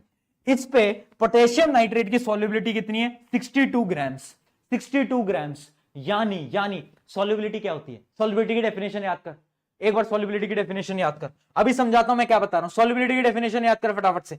कहां गई, एक बहुत इंपॉर्टेंट कॉन्सेप्ट बता रहा हूं। सॉल्युबिलिटी की डेफिनेशन थी maximum amount of solute that can dissolve in 100 gram of water. यानी उस टेम्परेचर पे 62 gram of solute can be dissolved in 100 gram of water. 100 ग्राम में 62 ग्राम पोटेशियम नाइट्रेट डिसॉल्व हो सकते हैं। वो टेबल हमें ये बता रही है, ठीक है, कि 100 ग्राम पानी में 62 ग्राम्स अपने ये डिसॉल्व हो सकते हैं, ठीक है। हमें ये टेबल क्या बता रही है, हमें ये टेबल ये बता रही है। आगे समझ में 62। अब सवाल ये पूछ रहा है कि अगर पानी सिर्फ 50 ग्राम है, पानी अगर सिर्फ 50 ग्राम है तो कितना पोटेशियम नाइट्रेट मिलाएं। पानी अगर 50 ग्राम है तो भैया, अरे मैं बता देता हूं, अगर पानी सिर्फ 50 ग्राम है तो ऑब्वियस सी बात है, कुछ मत करो, अगर ये 100 ग्राम में 62 है तो 50 ग्राम में कितना होगा? खुद बताओ। अगर अगर 100 ग्राम में 62 ग्राम्स मिल रहा है तो 50 ग्राम में इसका आधा मिलेगा ना, 50 ग्राम में 31 ग्राम्स मिलेगा। हाँ या ना? हाँ या ना? बोलो हाँ या ना? आ गया समझ में? आ गया समझ में? तो यही था क्वेश्चन, यही था क्वेश्चन कि 50 ग्राम पानी में कितना हम पोटेशियम नाइट्रेट को मिला पाएंगे इस टेम्परेचर के ऊपर। तो बस इसका आधा करना था, जो कि था 31। तो सॉल्युबिलिटी का मतलब समझाने के लिए क्वेश्चन में आपके लिए लेकर आया था, सॉल्युबिलिटी की डेफिनेशन समझाने के लिए मतलब लेकर आया था, और सैचुरेटेड और अनसैचुरेटेड की डेफिनेशन समझाने के लिए मैं लेकर आया था। चलो अब एक बार सैचुरेटेड अनसैचुरेटेड की डेफिनेशन पढ़ लो। मैं 1 मिनट पानी पी लूं बस। देखो सैचुरेटेड सोल्यूशन क्या है? सैचुरेटेड सोल्यूशन वो है जिसके अंदर कोई भी एडिशनल सॉल्यूट नहीं मिला सकते ना भैया ना, और सॉल्यूट नहीं मिलाएंगे अपन, वो वाला अब नहीं हो सकता। अनसैचुरेटेड जिसके अंदर हम और सॉल्यूट मिला सकते हैं। चलिए बेटा और आगे बढ़ते हैं, और अब आता है एक बहुत इंपॉर्टेंट टॉपिक जो कि है कोलाइडल सॉल्यूशन। सॉल्यूशन हमारा डन हो गया। सॉल्यूशन में हमने देखा कि एक होता है सॉल्यूट, एक होता है सॉल्वेंट, है ना। अब हम बात कर रहे हैं कोलाइडल सॉल्यूशन की। बड़ा जरूरी आ गया है, थोड़ा सा फोकस में आ जा बेटा तू। अब ये बहुत इंपॉर्टेंट टॉपिक है। देखो कोलाइडल सॉल्यूशन क्या होता है? ये एक टाइप का हेट्रोजीनस मिक्सचर है। क्या होता है, जैसे कि मैं अगर दूध को मिलाऊंगा पानी में तो ना उसके छोटे छोटे पार्टिकल्स आ जाते हैं, तो वो जो सोल्यूशन मिलता है ना उसको हम बोलते हैं क्या? उसको हम बोलते हैं क्या? Colloidal solution. मतलब इसके पार्टिकल थोड़े बड़े होते हैं, थोड़े बड़े होते हैं और इवनली डिस्ट्रीब्यूटेड नहीं होते। अच्छा याद करो, सॉल्यूशन में हमारे 2 पार्ट्स थे, एक थे सॉल्यूट भैया, एक थे सॉल्वेंट भैया। यहां पर नाम बदल गए, काम वही, नाम बदल गए। जैसे राम श्याम, श्याम राम, नाम बदल गए। कैसे नाम बदले? यहां पर नाम बदल गए डिस्पर्स्ड फेस और डिस्पर्स्ड मीडियम। मीडियम से तुम्हें समझ आ रहा होगा, डिस्पर्स्ड मीडियम होता है, अगर मैं पुरानी भाषा में बोलूं तो ये है सॉल्वेंट, और भैया ये है मेरा प्यारा नन्ना दुलारा सॉल्यूट। यानी डिस्पर्स्ड मीडियम वो है जिसके अंदर डिस्पर्स्ड फेस आएगा और मिल जाएगा, यानी ये है सॉल्यूट, ये है सॉल्वेंट। तो याद रखेंगे कि क्या, कि कोलाइडल सॉल्यूशन के 2 पार्ट्स, क्या? डिस्पर्स्ड फेस जो कि एक प्रकार का सॉल्यूट है, और डिस्पर्स्ड मीडियम जो कि एक प्रकार का सॉल्वेंट है। क्लियर है? क्लियर है? आ गया यहां तक? ये चीज एकदम क्लियर है ना, कि कौन सॉल्यूट कौन सॉल्वेंट। चलिए अब एक टेबल है, और इस टेबल पे सवाल एक आता ही आता है, और आप ये मान के चलो ये टेबल तुम्हें याद करनी पड़ेगी, क्योंकि, और ये याद कैसे होगी? जब तुम बार बार पढ़ोगे। आसानी से याद नहीं होगी बेटा, लंबी टेबल है, पर याद करनी पड़ेगी यार। है उतनी मेहनत, तुम उनके नंबर याद कर लिए तो ये भी कर लो यार। आ जाओ देखो अब हम देखते हैं इस टेबल के अंदर क्या है। हमें डिस्पर्स्ड फेस दिया गया है और डिस्पर्स्ड मीडियम दिया गया है। डिस्पर्स्ड फेस क्या होता था बेटा? सॉल्यूट। तो ये है हमारे सॉल्यूट और ये है हमारे सॉल्वेंट। तो देखना बेटा, अब देखो, अगर मैं सॉल्वेंट की जगह पर गैस को लूं, मैं क्या कर रहा हूं? सॉल्वेंट की जगह पर क्या ले रहा हूं? गैस को ले रहा हूं, और गैस के अंदर क्या मिला रहा हूं? लिक्विड मिला रहा हूं। गैस ली, बहुत सारी गैस, उसके अंदर मैंने थोड़ा पानी मिला दिया, तो क्या बन जाता है? एग्जाम्पल क्या है इसका? बादल। बादल क्या है? बहुत सारी गैस, थोड़ा पानी। तो इसका सबसे बड़ा एग्जांपल क्या है? Fog, cloud. और ये जो टाइप का मिक्सचर है, इसका एक नाम है, इसका नाम है एरोसोल। एरोसोल, एरो मतलब एयर के अंदर जो सोल्यूशन बन जाए, एरोसोल, ऐसे याद कर सकते हो, एयर का सोल्यूशन। ठीक है, अगला देखते हैं। अब सॉल्यूट है मेरा सॉलिड, और गैस है मेरा सॉल्वेंट। अब मैं गैस को लूंगा, बहुत सारी गैस, और उसके अंदर थोड़े सॉलिड पार्टिकल डाल दूंगा। इसका क्या एग्जांपल है? जो धुआं आती है ना, स्मोक जो आती है, फैक्ट्री से धुआं आती है, वो गैस के अंदर क्या होता है? उसके अंदर बहुत छोटे छोटे पार्टिकल्स होते हैं, कार्बन वगैरह के। तो वो क्या है? वो इसका एग्जांपल है। तो इसका भी नाम होता तो एरोसोल ही है, बट इसका एग्जांपल है स्मोक, ऑटोमोबाइल एग्जॉस्ट वगैरह वगैरह। एग्जांपल भी याद रखने हैं, और क्या, ये नाम भी याद रखने हैं। क्यों? सवाल पता है कैसा आता है? सवाल आएगा, अगर हम एक कोलाइडल सोल्यूशन बनाएं जिसमें कि हम एक सॉलिड को किसमें डालें? Solid as a dispersed phase, और हमारा डिस्पर्स्ड मीडियम एक गैस ले लें, तो वो क्या बनाएगा? और एक एग्जांपल दो, डायरेक्टली आएगा। या फिर क्वेश्चन घूम के भी आएगा, आपको बोल देंगे क्लाउड, बताओ कि क्लाउड जो है उसका डिस्पर्स्ड फेस क्या है और उसका डिस्पर्स्ड मीडियम क्या है। तो तुम्हें पता होना चाहिए क्लाउड क्या है। क्लाउड में गैस है बहुत सारी, और थोड़े लिक्विड ड्रॉपलेट्स हैं। तो यानी डिस्पर्स्ड फेस है लिक्विड, और डिस्पर्स्ड मीडियम है गैस। चलो नीचे चलते हैं। अब आ जाता है कि अब मैं लिक्विड ले रहा हूं, सॉल्वेंट, बहुत सारे लिक्विड के अंदर थोड़ी सी गैस मिला रहा हूं। एग्जांपल याद करो, अगर मैं बहुत सारी लिक्विड लूं और थोड़ी सी गैस मिलाऊं, आपके पापा वो शेविंग क्रीम लगाते होंगे, तो वो जो शेविंग क्रीम होती है ना, वो ऐसी होती है, लिक्विड के अंदर बहुत सारी गैस होती है जो हमारी शेविंग क्रीम का काम करती है। ठीक है, इसको हम बोलते हैं फोम। क्या बोलते हैं बेटा? फोम। अब देखो, अगर मैं लिक्विड के अंदर लिक्विड मिलाऊं, दूध के अंदर पानी मिलाऊं, है ना, तो क्या बनेगा? तो बनता है हमारा क्या, तब बनता है हमारा, याद रखना, इमल्शन। क्या बोलते हैं इसको, इमल्शन। मिल्क इन वाटर, कोई भी एग्जांपल ले सकते हो, नाम क्या है, इमल्शन। आगे बढ़ते हैं बेटा फटाफट से। आगे बढ़ेंगे तो हम देखेंगे अब सॉलिड। अब हमने क्या करा, सॉलिड को लिक्विड में डाला, मतलब बहुत सारा लिक्विड था, पानी था बहुत सारा, है ना, और उसके अंदर थोड़ा थोड़ा थोड़ा थोड़ा लिक्विड, थोड़ा थोड़ा थोड़ा सॉलिड डाला, तो क्या बनता है, बताओ क्या बनता है, जल्दी बताओ, एक दो एग्जांपल सोचो। बहुत सारा पानी, बहुत सारा पानी, थोड़ा सा सॉलिड। अरे भैया कीचड़ होती है ना, मड मड मड ऐसी तो होती है, बहुत सारा भैया क्या होता है, बहुत सारा हमारा लिक्विड होता है और उसमें थोड़े थोड़े थोड़े थोड़े मिट्टी के टुकड़े होते हैं, तो वही तो होता है मड। तो इसको हम बोलते हैं, इसको हमारा नाम है सॉल। क्या है, सॉल, SOL। अब अगर मैं लूं बहुत सारा सॉलिड और उसमें थोड़ी सी गैस लगा दूं, थोड़ी सी गैस डाल दूं, तब क्या बनता है, तब बनता है मेरा फोम। यहां पर भी मेरा फोम बनता है। और इसका पता है सबसे अच्छा एग्जांपल क्या है, मैं आपको एग्जांपल देता हूं। वो आपने देखा है स्पॉन्ज, स्पॉन्ज देखा है, यहां पर एक स्पॉन्ज अगर हो तो मैं आपको दिखाऊं भी, आई होप नहीं यहां पर है नहीं, वरना मैं आपको भी दिखाता कि स्पॉन्ज क्या होता है, कि जो मतलब आप उसको दबाते हो स्पॉन्ज को, है ना, तो होता सॉलिड है, बट उसके अंदर थोड़ी थोड़ी गैस होती है उनके पोर्स के अंदर, है ना। तो जब हम बहुत सारे सॉलिड के अंदर थोड़ी सी गैस डालते हैं तो क्या होता है, एग्जांपल है इसका स्पॉन्ज। अगला देखते हैं, अगर मैं बहुत सारे सॉलिड के अंदर क्या डालूं, बहुत सारे सॉलिड के अंदर थोड़ा सा लिक्विड डालूं, बहुत सारे सॉलिड के अंदर थोड़ा सा लिक्विड डालूं, जैसे कि हमारा बटर, चीज, है ना। बटर क्या होता है, बहुत सारे लिक्विड, क्या बहुत सारे सॉलिड के अंदर थोड़ा बहुत लिक्विड होता है, बटर, चीज वगैरह उसका एग्जांपल है। इसको हम बोलते हैं जेल। क्या बोलते हैं, जेल। आगे बढ़ता है, सॉलिड और सॉलिड। अरे सॉलिड और सॉलिड तो कुछ नहीं होता, वो तो हमारा सॉलिड सोल कहलाता है। कुछ भी बोल लो, एक सॉलिड दूसरे सॉलिड में मिला लोगे, जैसे पत्थर अलग अलग होते हैं, है ना, दो पत्थर मिल जाते हैं सॉलिड सॉलिड, दो मेटल मिल जाते हैं साथ में, तो बहुत सारे होते हैं, वो तो अलग अलग चीजें, है ना। तो इसमें हम एग्जांपल है जेमस्टोन, बहुत सारे जेमस्टोन्स होते हैं, पत्थर होते हैं अलग अलग टाइप के, ठीक है। तो ये सारी की सारी टेबल इंपॉर्टेंट थी, मुझे पता है ये याद करने मुश्किल है, बट कभी भी क्वेश्चन आए, जैसे इमेजिन करो, अब तुम खुद मुझे बताना, अब क्वेश्चन आ गया रबड़, रबड़ नहीं, मान लो स्पॉन्ज आ गया, स्पॉन्ज का डिस्पर्स्ड फेस क्या है, डिस्पर्स्ड मीडियम क्या है, तुम कैसे सोचोगे।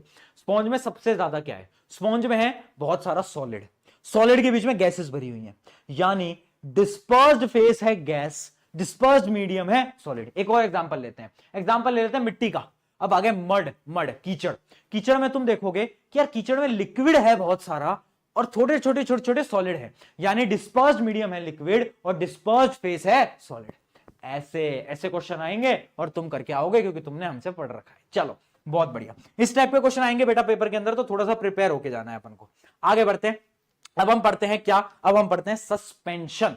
देखना बेटा सस्पेंशन क्या चीज है, बहुत इंपॉर्टेंट है और इसका सवाल भी आ जाता है, ध्यान से समझना। पता है चैप्टर पहले बहुत बड़ा था, बट उसके बाद क्या हुआ, इस चैप्टर को बहुत शॉर्ट कर दिया, जो सेपरेशन वाले प्रोसेसेस थे वो तुम्हारे सिलेबस से हटा दिए गए हैं आज के समय पर। सस्पेंशन क्या होता है, मैंने आपको बताया था हेट्रोजीनस के 3 टाइप, याद कर याद कर, 3 टाइप कौन कौन से थे भैया, कौन कौन से थे भैया। एक टाइप था उसके अंदर हमारा, जिसके अंदर हम क्या करते थे, सॉल्यूशन, होमोजीनस का सॉल्यूशन। हेट्रोजीनस के 2 टाइप, जिसमें भैया हमने क्या पढ़ा था, हमने पढ़ा सबसे पहले कोलाइडल, और भैया एक बचा था सस्पेंशन, जो कि बड़े बड़े पार्टिकल्स होते थे। आपने एग्जांपल दिया था मिट्टी को मिला दिया पानी में, हाँ पकड़ गया यार तू तो यार स्मार्ट हो गया, मेरे साथ रह रहे के स्मार्ट हो रहा है तू, हाँ बहुत बढ़िया। सस्पेंशन देख, suspension is heterogeneous mixture in which solute particles do not dissolve but remain suspended throughout the bulk of the medium। यानी ये वो सॉल्यूशन है जिसके अंदर पार्टिकल मिलते ही नहीं है। अभी मैं आपको वापस से दिखाता हूं, ये देखो, ये मिट्टी तब से मैंने रखी हुई थी, और ये मिट्टी अगर मैं आपको पास आकर दिखाऊं तो अब अगर आप देखोगे तो ये देखो मिट्टी जो है ये नीचे ऐसे जम चुकी है, देखो ये दिख रहा है, अब दिख पाया, ये देख पाओ, अब देखो मिट्टी कैसे, मिट्टी पूरी जम चुकी है। तो यानी जो मिट्टी होती है वो क्या है, एक प्रकार का सस्पेंशन है, देख पा रहे हो, ये क्या है, एक प्रकार का सस्पेंशन है। क्यों है, क्योंकि इसके पार्टिकल्स मिले ही नहीं, इसके पार्टिकल्स पूरी तरीके से मिले ही नहीं, तो वो मेरा कहलाता है सस्पेंशन।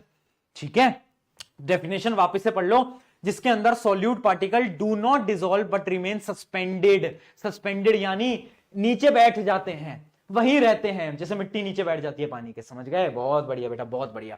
अब प्रॉपर्टीज देख लेते हैं, एनसीईआरटी की प्रॉपर्टीज है, क्वेश्चन आ जाता है 3 नंबर के अंदर, प्रॉपर्टीज ऑफ सस्पेंशन बता दो, कम चांस आने की बट आ जाता है।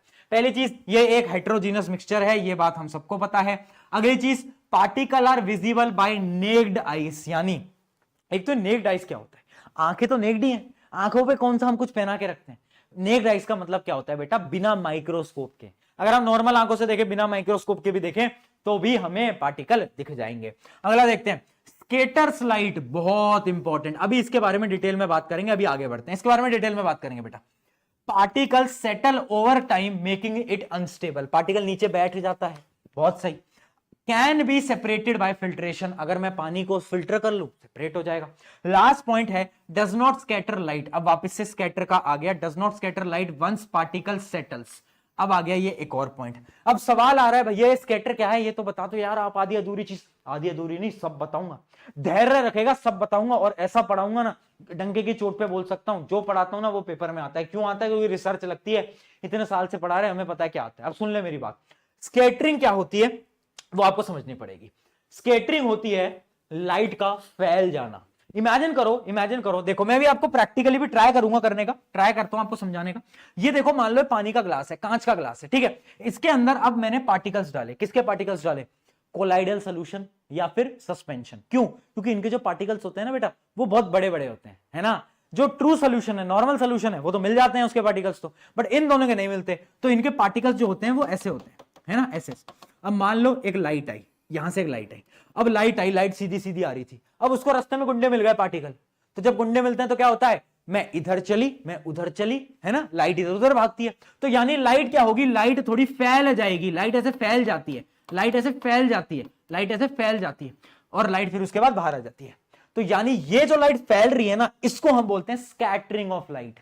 स्कैटरिंग क्या है? स्कैटरिंग ऑफ लाइट है बेसिकली लाइट का फैल जाना ड्यू टू पार्टिकल्स, क्योंकि लाइट आ रही थी, अब उसको पार्टिकल मिल गए यार, है ना। जब वो नॉर्मल सोल्यूशन से आ रही थी, मान लो चीनी वाला पानी है, तब कुछ नहीं हुआ लाइट को, तब लाइट हंसी खुशी आई, लाइट ने बोला अरे यार मजा आ गया जीवन में, कोई दिक्कत ही नहीं हुई, मैं तो आराम से आ गई। बट जैसे ही मिट्टी वाला पानी आया, लाइट को दिक्कत आ गई, लाइट को भैया दिक्कत आ गई, है ना, लाइट स्कैटर हो गई। लाइट क्या हो गई? स्कैटर हो गई। तो आई होप आपको स्कैटरिंग वाला प्रोसेस समझ में आ गया होगा कि स्कैटरिंग ऑफ लाइट होती क्या है। अब ये स्कैटरिंग का मैंने इसलिए बताया क्योंकि एक इफेक्ट होता है जो कि होता है टिंडल इफेक्ट, और बार बार पेपर के अंदर पूछा जाता है व्हाट इज टिंडल इफेक्ट। भैया टिंडल इफेक्ट क्या होता है? टिंडल इफेक्ट की डेफिनेशन पढ़ते हैं फिर आपको समझाऊंगा। The phenomena of scattering of beam of light by colloidal particles when passed, और पता है कोलाइडल के पास ऐड कर लो सस्पेंशन से भी होते हैं, है ना, जो सस्पेंशन पार्टिकल्स होते हैं ना आपके, जो सस्पेंशन वाला जो सॉल्यूशन है उससे भी होता है Tyndall effect. Phenomena of scattering of beam of light by colloidal particles or suspension when passed through colloidal solution is called Tyndall effect. यानी क्या है टिंडल इफेक्ट? भैया कुछ समझ नहीं आया भैया, ऐसे क्या है सिर के ऊपर से, थोड़ा आसान, अरे अपन है टेंशन नॉट। सुन देख, जब मान लो एक ग्लास है, उसमें से मैंने लाइट को पास करा, जब मैंने उस ग्लास में से लाइट को पास करा तो लाइट यार उसमें पानी है, उसमें सोल्यूशन है, ट्रू सोल्यूशन है, चीनी का सोल्यूशन है, तो लाइट सीधी पास हो गई। बट जब उसमें कोलाइडल सोल्यूशन है या फिर उसमें सस्पेंशन है, ठीक है, इन दोनों में से कोई सोल्यूशन है जिनके पार्टिकल बड़े हैं, तो जब मैं उसको पास करूंगा ना पानी में से, तो पता है क्या होगा? जो लाइट है ना उसका पाथ दिखेगा, लाइट का पाथ दिखेगा। जैसे कि अगर आप इसको देख पा रहे होगे तो इसको देखना, ये है ट्रू सोल्यूशन, इसमें से आप देखो तो पाथ नहीं दिख रहा, लाइट बस बाहर निकल गई। इसमें से देखो हल्का हल्का हल्का हल्का हल्का हल्का हल्का क्या दिख रहा है? पाथ दिख रहा है। और सस्पेंशन में से तो और ज्यादा दिख रहा है, सस्पेंशन में से तो और ज्यादा क्लियर पाथ दिख रहा है। तो यानी टिंडल इफेक्ट कुछ नहीं है, टिंडल इफेक्ट यही है कि जब एक लाइट ट्रेवल करती है, लाइट स्कैटर होती है, और लाइट स्कैटर होती है तो वो अपने पाथ, उसका पाथ दिख जाता है, उसका रास्ता दिख जाता है, हमें पता चल जाता है अच्छा लाइट यहां से जा रही है, बस उसी को बोलते हैं टिंडल इफेक्ट, है ना। तो वापस से एक बार डेफिनेशन पढ़ो और समझ में आ जाएगा। The phenomena of scattering of beam of light by colloidal particle when pass through out colloidal solution, यानी स्कैटर हो गई, लाइट स्कैटर हो गई जब वो पास कर रही थी और उसका पाथ हमें दिख गया, जिस रास्ते से जा रही थी हमें वो पता चल गया, तो उसको हमने नाम दिया क्या? उसको हमने नाम दिया बेटा कोलाइडल सॉल्यूशन। आया समझ?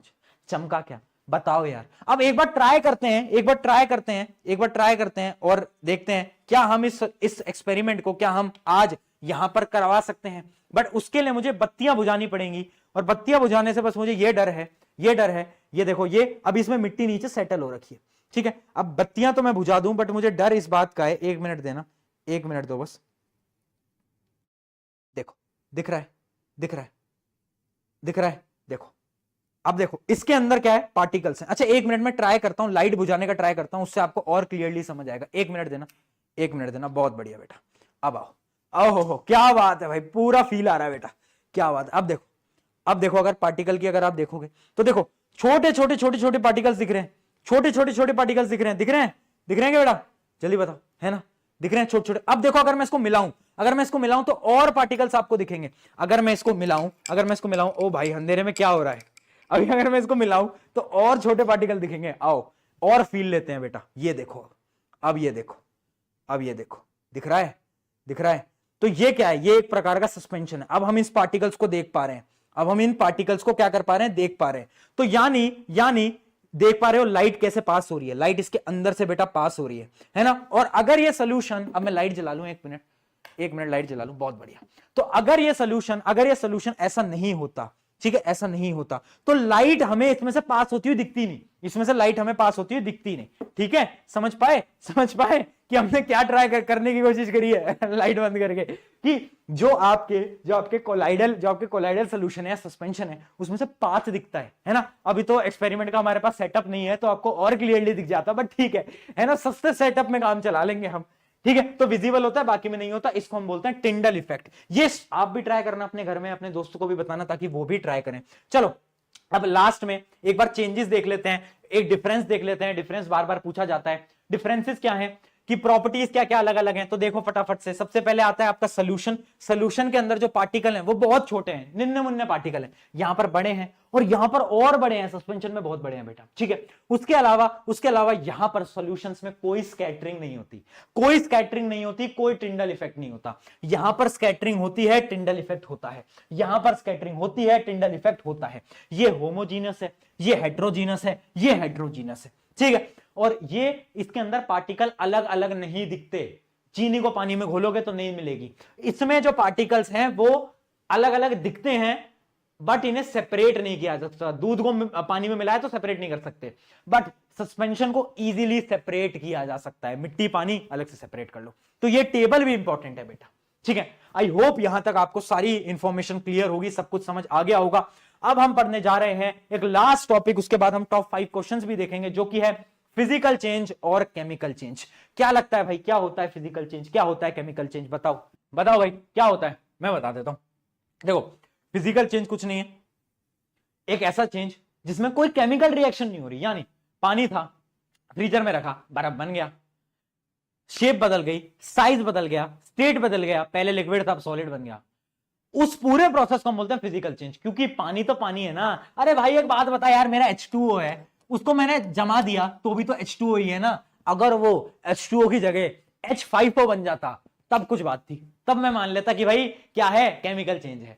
बट फिजिकल चेंज वो चेंजेस जिसके अंदर केमिकल प्रॉपर्टीज नहीं बदल रही, सिर्फ और सिर्फ फिजिकल प्रॉपर्टीज बदल रही हैं, जैसे कि स्टेट और उसके अलावा शेप साइज वगैरह बदल रहा है, उसको हम बोलते हैं क्या, फिजिकल चेंज। केमिकल चेंज क्या है, जहां पर भैया प्रॉपर्टी बदल जा रही है, केमिकल प्रॉपर्टी। जैसे कि मान ले तू बोले पेपर को जला दे, पेपर को जला दो, अब पेपर जल गया है ना। तो पहले पेपर अलग था, अब पेपर जल चुका है, अब उसकी पूरी प्रॉपर्टी बदल चुकी है। वो क्या है, वो एक टाइप का केमिकल चेंज है। ठीक है, अब भाई तुमने पानी को जमाया था, तो पानी को वापस से जमाए हुए बर्फ को पानी में कन्वर्ट कर सकते हो ना, मतलब इसको रिवर्स कर सकते हो। बट तुमने पेपर को जलाया, तुमने जला दिया और उसके बाद अब वो राख में बदल चुका है, ऐश में बदल चुका है। अब क्या तुम उस ऐश से पेपर वापस बना सकते हो? नहीं बना सकते। तो यानी फिजिकल चेंजेस जो होते हैं वो रिवर्स किए जा सकते हैं। अक्षय कुमार वाला मीम था ना, ऐसे रिवर्स किया जा सकता है, जबकि केमिकल चेंज नहीं होता भाई। ये चेंज इसको नहीं कर सकते यार रिवर्स, क्या करें। तो ये बस कुछ डिफरेंसेस हैं, पढ़ लो एक बार। Changes that do not result in formation of new substance, कोई नया सब्सटेंस नहीं बनता, बट यहां पर बनता है, बिल्कुल बनता है। During physical change the substance involve do not alter their identity. पानी का जो नेचर था, पानी बर्फ बनने के बाद भी वही नेचर दिखाएगा, गैस बनने के बाद भी वही दिखाएगा। पानी पानी है, पानी दोगला नहीं है तुम्हारे दोस्त की तरह बेटा, पानी नहीं बदलता। बट तुम्हारे दोगले दोस्त है केमिकल चेंजेस की तरह, जो कि प्रॉपर्टीज अपनी बदल लेते हैं, प्रॉपर्टीज एकदम अलग कर लेते हैं। Physical changes can typically be reversed, ये रिवर्स की जा सकती है, रिवर्सिबल रिएक्शन है। ये नॉन रिवर्सिबल है, वापस नहीं होंगी, है ना। बोला जाता है ना सच्चा प्यार वापस नहीं होता, वो भी क्या है, एक प्रकार का नॉन रिवर्सिबल। अगला देखते हैं, changes in physical state, size, shape of the substance are example तो आपको पता ही है दोनों के, मैंने आपको दे दिए। ठीक है, एग्जांपल क्या है, मेल्टिंग ऑफ आइस, इसका बहुत बड़ा एग्जांपल है। उसके अलावा chopping of vegetable, boiling of water, इसमें क्या होता है, इसका एग्जांपल है बर्निंग ऑफ पेपर। रस्टिंग देखिए तुमने, रस्टिंग वो रस्ट लग जाती है, आयरन के ऊपर रस्ट लग जाता है, तो उसके बाद मतलब उसके ऊपर ऐसा ब्राउन कलर का आ जाता है। अच्छा मैं आपको दिखा भी देता हूँ, 1 मिनट देना, मैं आपको दिखा भी देता हूँ। आज सारी चीजों का फिजिकल इंतजाम रख रखा है मैंने तुम्हारे लिए। देखो ये देख पा रहे हो, अब डरना मत ये देख के, बट ठीक है। ये देख पा रहे हो उसके ऊपर रस्टिंग वस्टिंग लग गई है, ये ब्राउन कलर का देख रहे हो, देख पा रहे हो, देखो ये ब्राउन कलर का, अगर आपको दिख रहा हो तो, मुझे नहीं पता आपको दिख रहा है, हाँ, बट ये ब्राउन कलर जो है ये एक प्रकार की रस्टिंग है, ठीक है। तो रस्टिंग जो है वो क्या है, वो एक टाइप का केमिकल चेंज है, क्योंकि वो भी एक केमिकल प्रॉपर्टी होती है, ठीक है। तो केमिकल चेंज, फिजिकल चेंज, ये हमारा एकदम क्लियर हो गया। चलो फटाफट से अब कुछ क्वेश्चंस की तरफ बढ़ते हैं, ये चैप्टर आपका यहां पर समाप्त होता है। पहला सवाल, burning of candle is physical change और केमिकल चेंज, बहुत इंपॉर्टेंट सवाल। अगर मैं कैंडल को बर्न करूं, क्या लगता है, फिजिकल होगा केमिकल होगा, क्या लगता है आपको, क्या लगता है, मैं बताऊं। कैंडल जब बर्न होती है ना तो कंबशन होता है, तो वो तो केमिकल चेंज है, बट कैंडल का जब वैक्स पिघलता है ना, ऐसे कैंडल का वैक्स पिघलता है ना, मेल्टिंग होती है ना, मेल्टिंग, तो वो होता है आपका फिजिकल चेंज। और ये जो जल रहा है ये होता है आपका केमिकल चेंज। यानी जब जलती है कोई चीज तो ऑक्सीजन से रिएक्शन होती है, केमिकल चेंज। बट जो आपका जो वैक्स है वो पिघल रहा है, गर्म होकर वो पिघल रहा है, बट वो अपनी प्रॉपर्टी तो नहीं बदल रहा ना। वैक्स तो वैक्स ही है ना, मोमबत्ती पिघलने के बाद भी पिघल जाती है बट रहती तो मोमबत्ती है ना। तो यानी फिजिकल चेंज भी है, केमिकल चेंज भी है, ठीक है, याद रखना, ये बहुत अच्छा एग्जांपल है। चलो आगे बढ़ते हैं। अब मुझे आप बताओगे which of the following are chemical change. Growth of plant बढ़ रहा है तो इसके अंदर बहुत सारे चेंजेस होते हैं बेटा। जब एक प्लांट बढ़ता है ना तो क्या प्लांट बड़ा और क्या प्लांट वापस से छोटा हो सकता है, नहीं हो सकता। तो मतलब इरिवर्सिबल है, और जब भी इरिवर्सिबल हो तो याद रखना ये होगा अपना केमिकल चेंज। तो ऐसे ट्रिक बता रहा हूं कि जब भी ऐसे सवाल आए ना तो तुम वो देख लेना कौन सी चीज इरिवर्सिबल है, कौन सी चीज को वापस से कन्वर्ट किया जा सकता है, वो आपकी होगी क्या, वापस से जो कन्वर्ट की जा सकती है वो फिजिकल, जो नहीं की जा सकती वो केमिकल। चलो, रस्टिंग ऑफ आयरन बता ही दिया, chemical. Mixing of iron filling into sand, iron की नेल्स को अगर मैं मिट्टी में मिला दूं, ये कौन सा केमिकल चेंज है, ढूंढ लूंगा और निकाल लूंगा, तो ये तो अपना क्या है, फिजिकल चेंज। आगे देखते हैं, कुकिंग ऑफ फूड, खाना बन जाता है। मान लो तुम्हारी मम्मी ने बैंगन की सब्जी बना दी, क्या वापस से बैंगन आ जाएंगे, नहीं आएंगे ना। तो ये भी एक टाइप का क्या है, रिएक्शन हो जाती है, केमिकल चेंज ही माना जाता है। डाइजेशन ऑफ फूड, ये भी एक प्रकार का क्या है, chemical change. Freezing of water है आपका फिजिकल चेंज, पानी को जमाना। Burning of candle is a chemical change, but melting of wax is a physical change. बहुत बढ़िया यार, तुम क्या बात है यार, तुम बहुत होशियार हो गए हो। चलो भाई टॉप 5 क्वेश्चन किए जाएं फटाफट से, बड़े इंटरेस्टिंग और बड़े धुआंधार क्वेश्चन है, जल्दी से इसको बताओ। पहला है हमारा, विच of the following will show Tyndall effect. Tyndall effect इनमें से कौन कौन दिखाएगा, जल्दी बता दो, कौन कौन दिखाएगा।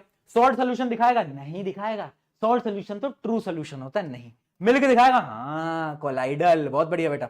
कॉपर सल्फेट सोल्यूशन क्या होता है, एक ऐसा सोल्यूशन है जो कि पूरा मिल जाता है पानी के अंदर, और जब भी कोई चीज पूरी मिल जाती है तो ये नहीं दिखाती।